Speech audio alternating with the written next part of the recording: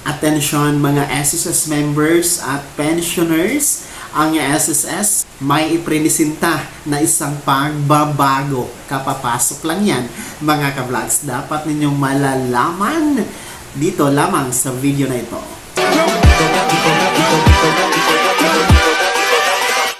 Hold up.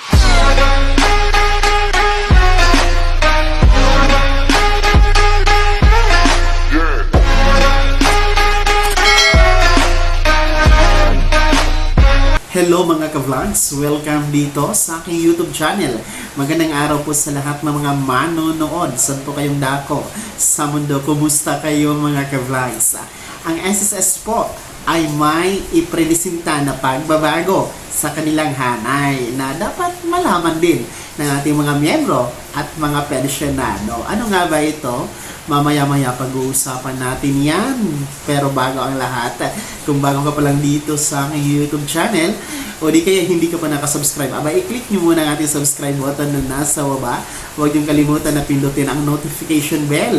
Ilagay nyo po sa all para naman updated kayo sa lahat ng mga videos na i-upload ko. So, heto na, kapapasok lang mga ka-vlogs, mga miyembro at pensyonado ng SSS. Dahil ang Social Security System or SSS ay prenisinta po ang kanilang bagong logo kung saan nasa screen nyo mga ka-vlogs. Kung makikita nyo, parang pareho lang naman sa mga nakaraan.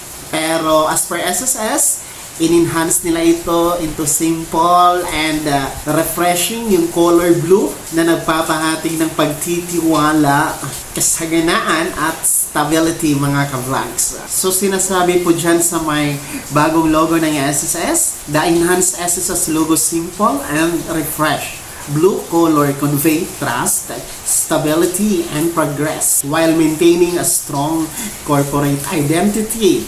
We are committed to moving forward with today's evolving landscape. Kung saan sinasabi nga ng SSS na same identity with same dedication at no cost to you.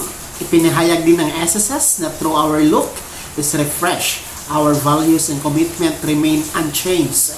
This brand refresh isn't just a new look, it's a renewed dedication to serving you better. Thank you for your continued trust in us as we evolve while staying focused on what matters most, your satisfaction.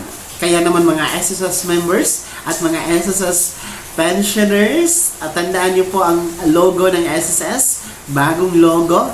Ayan po sa inyong screen, wala na pong iba na ginagamit ang SSS. Yan lamang mga ka-vlogs. Official na SSS logo. Kayo mga SSS members at SSS pensioners, ano sa tingin nyo?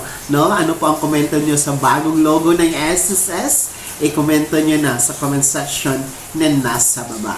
Bago ka matapos sa video na to, kung gusto nyo pong sumuporta sa aking YouTube channel, maaari nyo pong i-click ang ating super thanks button na nasa baba. Sa mga gusto maging miyembro, pwede po i-click nyo po ang ating join button. Maraming perks dyan mga ka-vlogs. Sana'y naging gamay ang video na to kahit paano na pag-uusapan natin ang mga bagay-bagay na mahahalaga na may kinalaman po sa pagiging miyembro, benepisyaryo at pensyonado sa SSS. Kung hindi ka pa nakasubscribe dito sa aking YouTube channel, maaari nyo nang i-click ang ating subscribe button na nasa baba. Huwag nyo kalimutan na pindutin ang notification bell. Ilagay nyo po sa all para naman updated kayo sa lahat ng mga videos na i-upload ko. Maaari nyo din i-like ang video na to. At kung meron ka pang mga katanungan, maaari nyo i-komento sa comment section na nasa baba. At paki-follow na din po ang aking official Facebook page na nasa screen nyo. Muli po, ako si Daniel Tim Pawan na nagsasabing dito sa aking YouTube channel, Pawang Katotohanan, at lahat totoo lamang.